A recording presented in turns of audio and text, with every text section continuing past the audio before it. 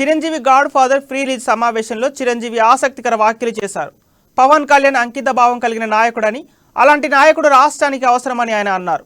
సినిమాలో ప్రస్తుత రాజకీయ నేతలపై ఎలాంటి సెటర్లు వేయలేదు. మాతృకలో ఉన్న కథ ఆధారంగానే డైలాగులు రాశారు. డైలాగులు విని ఎవరైనా భుజాలు తుడుముకుంటే నేనేం చేయాలని అన్నారు. భవిష్యత్తులో నా మద్దతు తమ్ముడు పవన్కే ఉంటుందని, అంకిత భావం కలిగిన నాయకుడు ఆంధ్రప్రదేశ్కి అవసరమని అన్నారు. ఆ అవసరాన్ని ప్రజలు పవన్కి ఇస్తారని భావిస్తున్నానని తెలిపారు.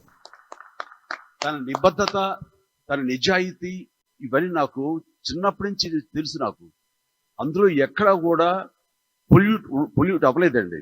అంతటి నిబద్ధత ఉన్నటువంటి నాయకుడు మనకు రావాలి. వాళ్ళు ఏ పక్షాన్ని ఉంటారు, ఎటు ఉంటారు, ఎలా ఉంటారు అనేది భవిష్యత్తులో ప్రజలు నిర్ణయిస్తారు. బట్ అలాంటి వాడు రావాలనేది నా ఆకాంక్ష. దానికి డెఫినెట్గా నా సపోర్ట్ ఉంటుంది. అండ్ నేను ఒక పక్కన, తను ఒక పక్కన ఉండటం కంటే నేను విత్డ్రా చేసుకుని సైలెంట్ అయిపోవటమే. తను ఎమర్జ్ అవుతాడు, ఫ్యూచర్లో బెస్ట్ నాయకుడు అవుతాడు.